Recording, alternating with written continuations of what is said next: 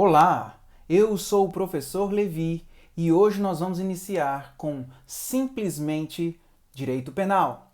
O que nós vamos tratar hoje? Vamos tratar de resposta à acusação. Resposta à acusação.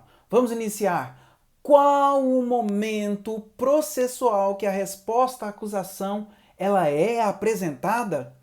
Com certeza, ela é após o oferecimento da denúncia ou da queixa-crime pelo juízo, no juízo, especialmente após a citação, e sempre antes da audiência de instrução criminal. Agora, o que podemos alegar na resposta escrita à acusação? Nós podemos alegar questões preliminares. Se acolhida, o mérito não vai ser julgado ou pode gerar simplesmente uma dilação do rito processual. E questões de mérito vai buscar a chamada absolvição sumária. Pode juntar documentos, requerer diligências, bem como arrolar testemunhas. Vamos lá, vamos iniciar então com as teses preliminares. Pode ou não ter, mas vamos falar sobre elas. São 5 teses preliminares. A primeira delas são as exceções processuais. Elas estão lá no artigo 95 do nosso Código de Processo Penal. E eu vou trazer uma dica para vocês, é a chamada SILIC. O que são as SILIC? Suspeição, incompetência, litispendência, ilegitimidade de parte e coisa julgada. Agora, o que for alegado no direito deve ser ratificado no pedido. O que você falar no direito, justificar, você também vai colocar no seu pedido. O pedido depende do tipo de exceção. Então você alegou suspeição, pede nulidade. Alegou incompetência, pede nulidade. Alegou litispendência, que são 2 processos idênticos, pede extinção. Ilegitimidade de parte, nulidade. Coisa julgada, pede extinção. Primeira tese. Segunda tese, nulidades. As nulidades, elas estão lá no artigo 569 do nosso Código de Processo Penal. São várias possíveis pedidos de nulidade, várias circunstâncias que são tratadas lá. Mas eu trouxe aqui, por exemplo, 3 exemplos. Processo sem citação, ou uma citação totalmente irregular. Desobediência a procedimento, por exemplo, ouvir testemunhas de defesa antes das testemunhas de acusação. Interrogatório sem a presença do advogado. Terceira tese, questões prejudiciais. As questões prejudiciais, elas estão lá no artigo 92 e 93 do CPP. Eu vou trazer 2 exemplos aqui de questões prejudiciais. A primeira é de caráter absoluto, que é o crime de bigamia. A pessoa está sendo processada pelo crime de bigamia, porém, ele alega que o primeiro casamento é nulo. O que o juízo criminal vai fazer? Vai suspender a ação criminal até o trânsito em julgado da nulidade do primeiro casamento. Por quê? Vai influenciar diretamente na tipicidade do delito. Outro exemplo de natureza relativa seria uma apropriação indébita, no qual a pessoa está sendo processada por tal crime de apropriação indébita, e ele vem e diz: não, na verdade o bem me pertence. Se o juiz ele deslumbra que pode julgar de plano, ele julga. Agora, se não, ele também suspende a ação criminal até o julgamento do cível. Vamos lá. Qual é o pedido para as questões prejudiciais? Eu disse sim para vocês, aquilo que você alega, você vai pedir. Pede-se ao juiz a suspensão do processo criminal para aguardar a resolução das questões prejudiciais no juízo cível. Você tem que sempre pensar, você tem que organizar os pensamentos para organizar o que o juiz vai decidir. Aquilo que você pede, a primeira preliminar, você também alega ela lá no final. Quarta tese, suspensão condicional do processo.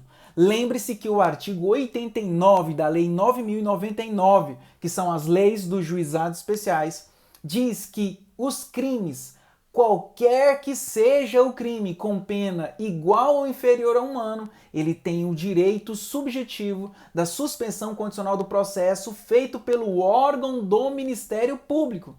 Se o juiz aceita, ele recebe a denúncia e suspende o processo até cumprimento destas condições.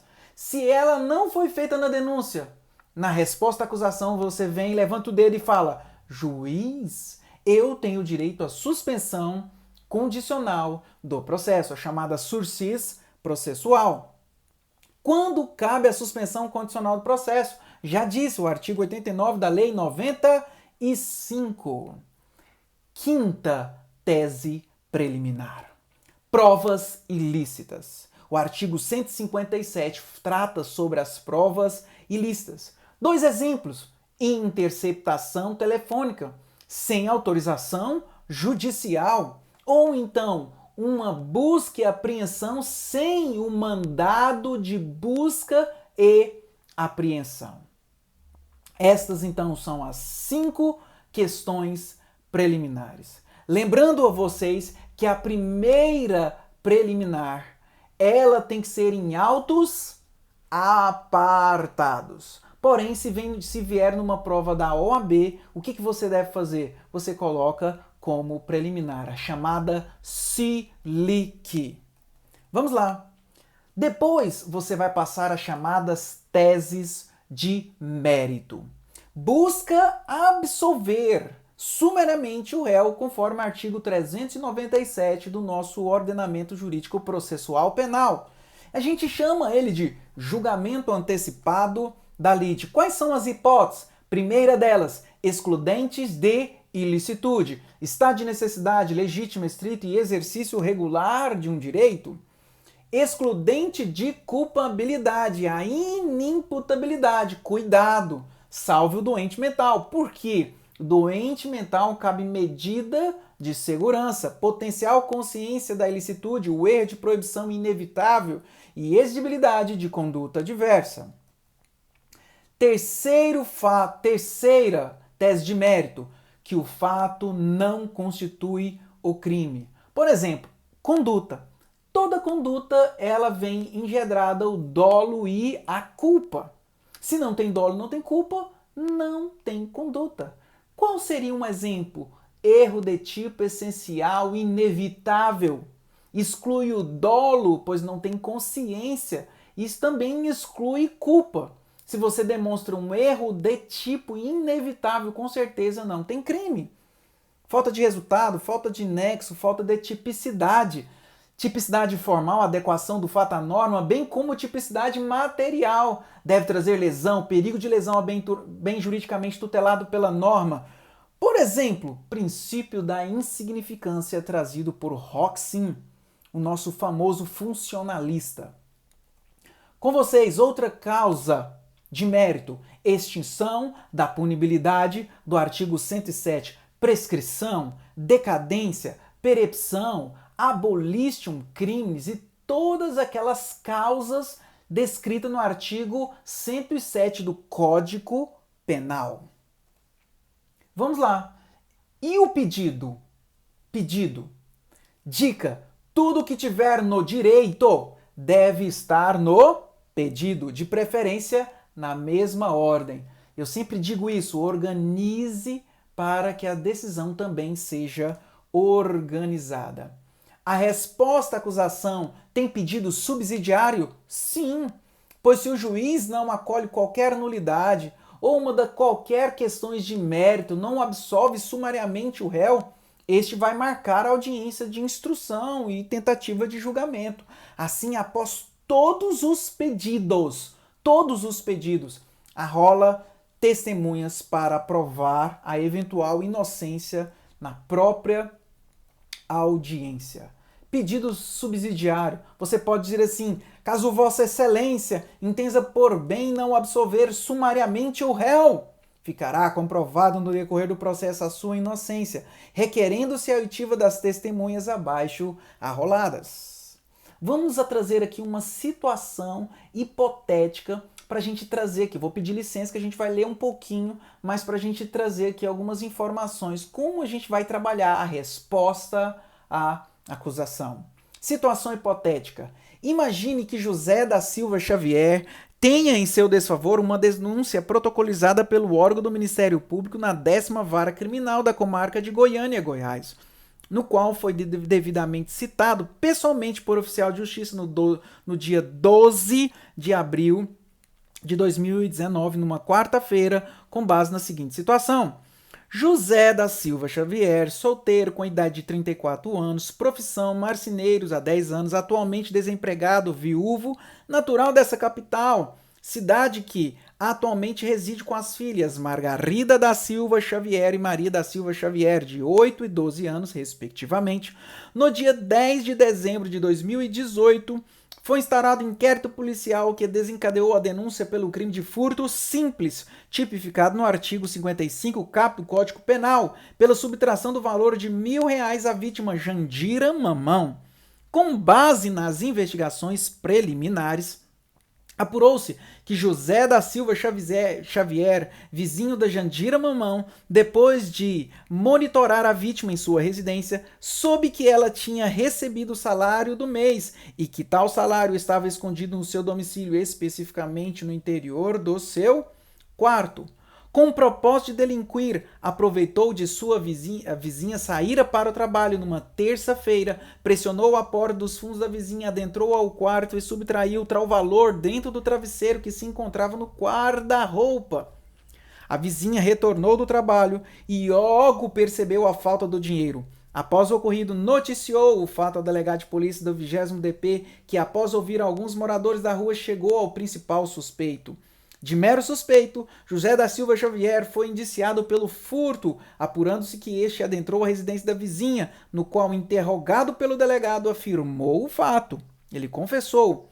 Acontece que justificou-se o comportamento alegado ao furto para comprar medicamento de alto custo para a filha mais velha, Maria Xavier, que sofre de uma grave doença degenerativa. Disse também que não conseguia o medicamento gratuitamente pelo SUS e não viu outra alternativa a não ser a delinquência. O delegado, por portaria, instaurou o inquérito policial, concluiu a investigação com o respectivo relatório e remeteu os autos dentro do prazo de 30 dias ao Poder Judiciário. O juiz de direito da 10ª Vara Criminal da comarca de Goiânia, por sua vez, abriu vista ao MP do mesmo cartório que denunciou pelo crime de furto. O juiz rejeitou a peça acusatória. Contudo, inconformado, o órgão ministerial recorreu por meio de recurso em sentido estrito, o RESE, ao Tribunal de Justiça do Estado de Goiás. O juiz conheceu o recurso, não retratou da decisão e remeteu ao TJ, sem abrir vistas à parte contrária para a apresentação das contrarrazões. O Tribunal de Justiça conheceu o julgado procedente o pedido do Ministério Público. Determinou o juiz o recebimento da peça inicial. O juiz, respeitando a decisão colegiada, citou o acusado dia 12 de abril de 2019, numa quarta-feira. Como advogado, apresente a peça acusatória. Então vamos lá, o que deve constar na resposta à acusação? Primeiro item, endereçamento. Coloca em caixa alta, negrito, excelentíssimo senhor doutor juiz de direito, no nosso caso específico, da 10ª Vara Criminal da comarca de Goiânia, Goiás. Lembre-se que quando não tem informações, você coloca aspas, 3 pontinhos, aspas. Se não tem o número da vara da comarca, o edital da OAB diz que tem que ser aspas, 3 pontinhos, aspas. Segundo item, espaçamento, 5 linhas. Vamos fazer esta peça de maneira organizada. Terceiro item, 3, apontamento do número do processo. Como o processo já está em curso, nada mais razoável fazer o apontamento do número do processo. Não tem o número, eu estou fazendo a prova e não tem número. Pois bem, coloca aspas, 3 pontinhos e aspas. Quarto item, preâmbulo. Agora sim, é um item importante da peça, não só por aquilo que é valorado para efeito de nota, mas também vai apontar o nome jurídico da peça. Isto é essencial. Então, no conteúdo, a letra A, qualificação do réu. Como o réu já está qualificado, faz uma qualificação resumida. Assistência do advogado. Resposta de acusação. Trata-se de uma peça privativa de advogado. Vai dizer que a peça é assistida por advogado, fazendo referência à procuração e anexo. Faremos referência de que a procuração acompanha a peça. O nome jurídico da peça. Resposta escrita à acusação. Em caixa alta, negrito. E os artigos de leis que fundamentam o artigo 396 e 396-A do CPP. Então vamos a um exemplo. Colocamos assim, José da Silva Xavier, já qualificado nos autos do processo em epígrafe, por meio do seu advogado que este subscreve, procuração e anexo, vem a presença de Vossa Excelência com fulcro, embasamento nos artigos 396 e 396-A do CPP, apresentar a resposta escrita à acusação, pelas razões de fato e de direito a seguir apontadas. Se errar o nome da peça, zero nele. Quinto item, espaçamento simples. Será uma linha, faz uma peça bonita, elegante. Sexto item, narrativa fática. Deverá ter informações. Nesse momento, você pode, por exemplo, analisar acontecimentos do mundo social, daquilo que ele vive, qual é a situação dele, qual é a situação do mundo, a crise que o mundo está vivendo, a crise que eventualmente ele possa estar vivendo. Você tem que trazer isso à tona. Coloca assim, ó, após a conclusão da investigação, o Ministério Público ofereceu a denúncia que foi rejeitada pelo magistrado, ao considerar que a tragédia social em questão não merecia reprimenda criminal.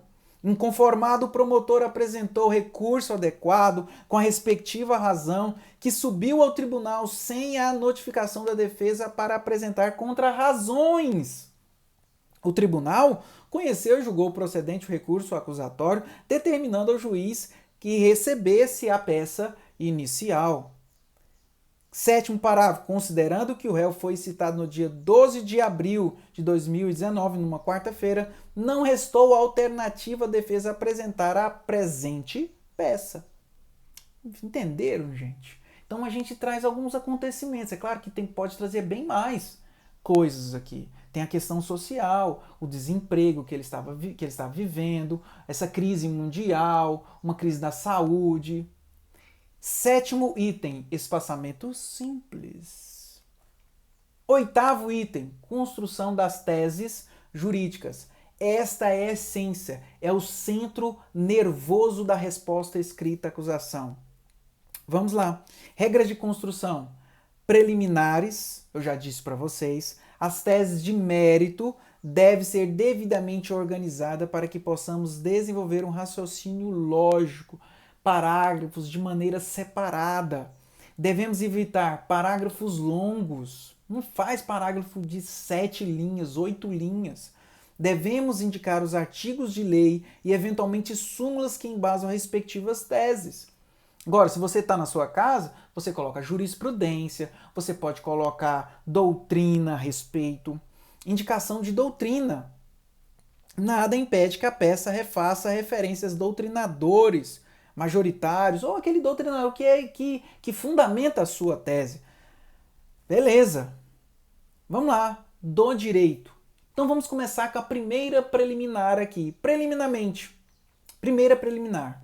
Eu posso começar dizendo assim, preliminarmente é necessário o reconhecimento da nulidade absoluta do processo.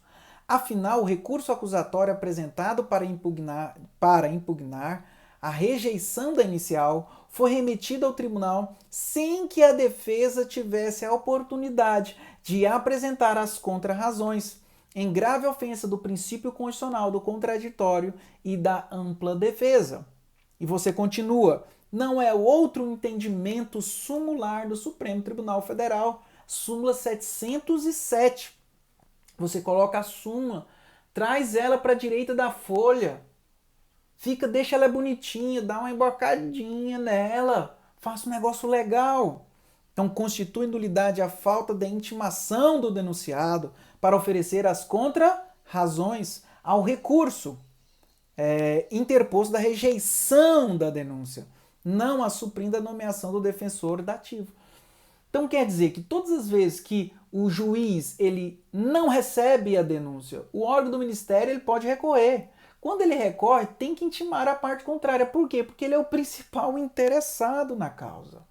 Agora vamos lá. Segunda preliminar, não satisfeito com a apresentação das contrarrazões, a denúncia não foi apresentada à suspensão condicional do processo.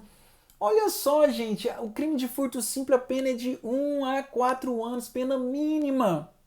Aí você diz, o artigo 89 da Lei 9.099 de 95 concede ao denunciado o direito de ter suspenso o processo mediante a aceitação das condições do Ministério Público. No caso em tela, percebe que tal direito não foi oportunizado, mesmo porque não foi proposta as condições para o denunciado aceitá-la ou não. Assim, conclui-se irregularidade processual que gera nulidade do mesmo pela omissão ministerial. Agora falamos das questões preliminares trazidas. Agora vamos para questões de mérito. O artigo 396 e 96A. Vamos esgotar todas elas? Nós temos bastante questões de mérito aqui. Primeiro, vamos lá, exemplo. A responsabilidade criminal pressupõe a prática de fato típico, ilícito e culpável. Nós vamos alegar aqui a primeira questão de mérito, estado de necessidade. Aí você diz que o crime é constituído de fato típico, ilícito e culpável. No caso em tela, estamos diante de uma subtração de uma quantia de R$1.000, com a finalidade de comprar medicamentos a uma criança enferma, cuja gravidade é medida pela qualidade da doença, que no caso é degenerativa. Na situação posta o pai para resguardar o interesse da filha em situação de verdadeiro desespero, acabou por transgredir a lei, praticando um fato típico descrito no artigo 155. Percebendo-se, no entanto, o imputado foi levado a praticar tal fato para salvaguardar um bem jurídico relevante, qual seja a vida e a saúde da sua filha. Para tanto, almejava evitar um perigo atual, a qual não deu causa, já que a infeliz situação da enfermidade não escolhe vítima, sendo verdadeira provação. Em conclusão, acabou por comprometer bem jurídico alheio no qual seja o patrimônio, mas na presente circunstância não seria razoável exigir-se o sacrifício de sua filha. Aí você diz, é solar o reconhecimento de um imputado atuou em verdadeiro estado de necessidade em favor de terceiro, excluindo-se assim a ilicitude do comportamento como verdadeira causa justificante a merecer o decreto absolutório, como indica a direção do artigo 24 do Código Penal. Aí você cita o artigo 24. Então essa é a questão de mérito. Faz um nono item, o espaçamento de uma linha. Terceiro item, pedidos. Vamos trabalhar com os pedidos? Regras de construção. Faz o pedido de maneira estratificada, ou seja, pedidos separados. Então vamos lá, letra A. Devemos estabelecer o vínculo jurídico entre as teses preliminares e a de mérito e os pedidos. Recomenda-se que o pedido seja feito conforme os seus preliminares e conforme os seus méritos. Exemplo, diante do apresentado ou diante do exposto, requer a Vossa Excelência a declaração de nulidade absoluta do processo pela não oportunidade de contrarrazões ao recurso acusatório, que é o recurso em sentido estrito, e coloca a súmula. 2. Não aceitando a primeira tese preliminar, peça a nulidade do feito por ausência de suspensão condicional do processo. 3. No mérito, requer a absolvição sumária do réu nos termos do artigo 397, inciso 1 do CPP já que é patente a presença de excludente de ilicitude do estado de necessidade do artigo 24. Isso mesmo. 3. Pelo princípio da eventualidade. Porque, como advogado, geralmente a gente acredita nas nossas teses e que o juiz vai aceitar as nossas teses. Mas saibam vocês que eventualmente não. Então, o que você coloca? 3. Pelo princípio da eventualidade, protesta de imediato pela produção de todas as provas admitidas no direito, para efeito de possível marcação de audiência e instrução, debates e julgamento. Espaçamento 10. 11. Item. Parte autenticativa. Termos em que pede deferimento. Local. 24 de abril de 2019. Coloca advogado e OAB. Eu quero que você preste muita atenção. Qual que é o prazo da resposta à acusação? 10 dias. Então você sempre tem que contar. Você recebeu o prazo hoje. Imagine que hoje, no caso aqui específico, para quarta-feira. Começa a contar que dia? Quinta. Quinta, sexta, sábado, domingo, segunda, terça, quarta, quinta, sexta, sábado. Caiu no sábado? Coloca segunda-feira. Os prazos processuais continuam da mesma forma. Não modificaram por causa dos prazos civis. Eles são fatais, contínuos e peremptórios. 4. Item essencial e que muitos acabam esquecendo, o rol de testemunhas. Coloca o nome completo, eventualmente apelido, o endereço, o e-mail, telefone, tudo que você souber da testemunha, coloca. No caso, 1, 2, 3 testemunhas, aquilo que você achar que é interessante. Vamos lá? Então acabamos, trouxemos aí um exemplo. Vamos trazer agora para você um caso para você fazer. Então vou ler para vocês, vou pedir licença novamente. Gabriela, nascida em 28 de 4 de 98, terminou o relacionamento amoroso com Patrick, não mais suportando as agressões físicas sofridas, sendo expulsa do imóvel em que residia com o companheiro em comunidade carente da cidade de Goiânia, Goiás, juntamente com o filho do casal de apenas 2 anos de idade.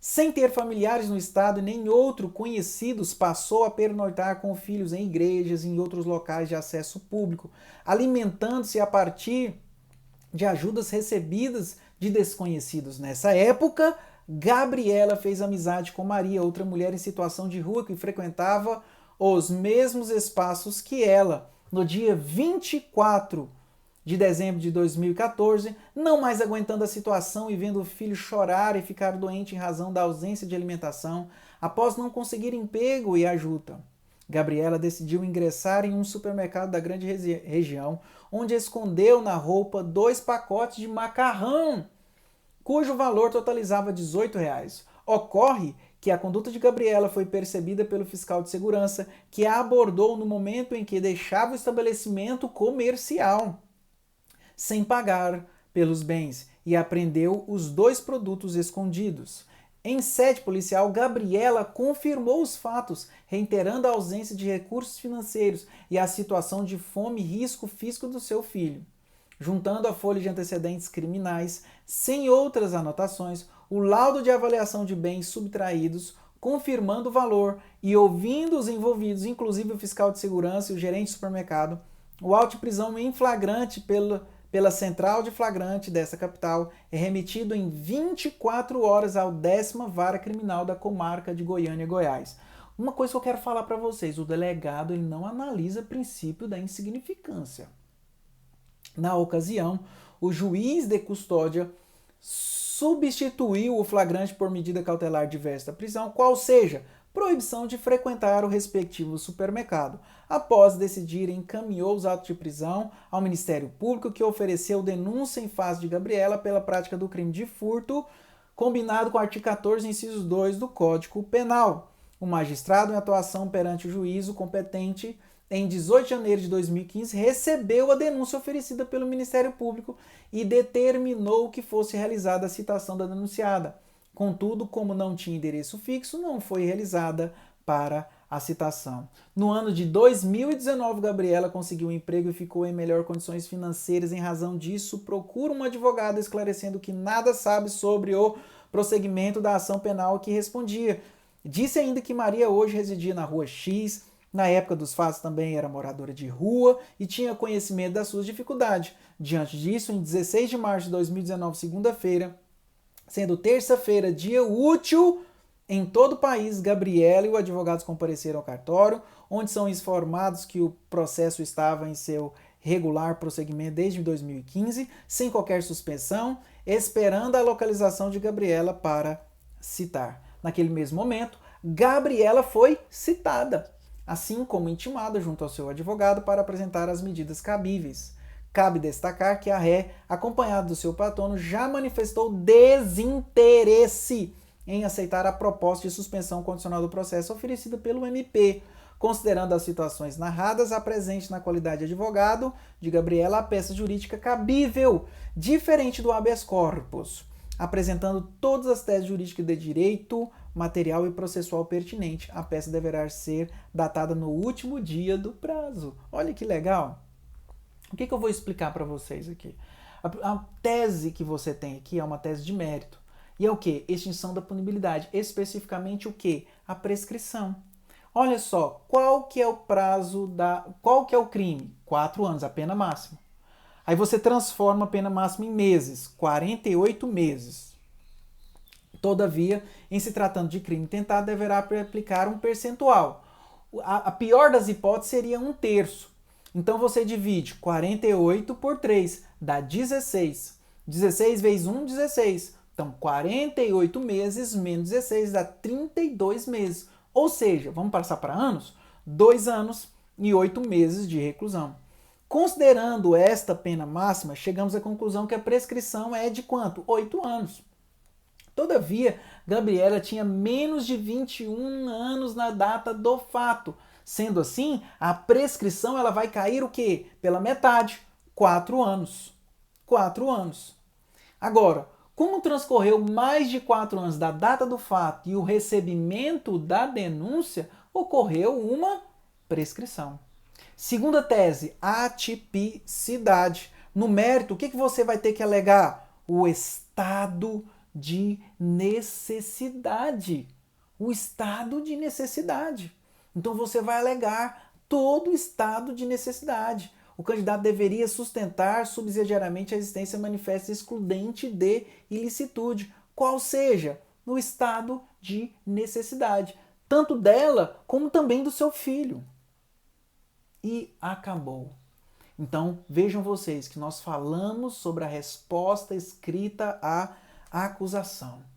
Eu quero dizer para vocês que tudo podemos fazer, desde que você tenha interesse sobre isto. É simples, simplesmente direito penal.